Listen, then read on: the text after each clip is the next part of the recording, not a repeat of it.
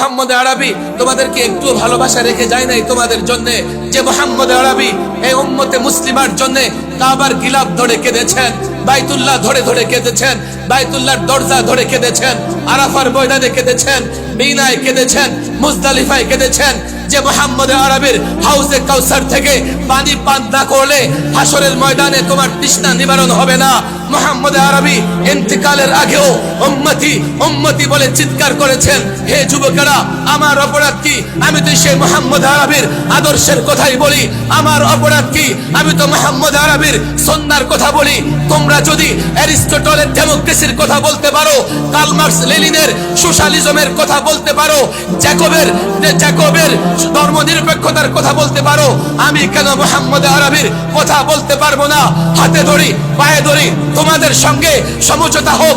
আমি ইসলাম চাই, ইসলাম মেনে দুনিয়ার কল্যাণ চাই, আখিরাতের মুক্তি চাই। যদি সমঝোতা না হয় আমি ইসলামের কথা বলে ইসলাম প্রতিষ্ঠা করতে চাই।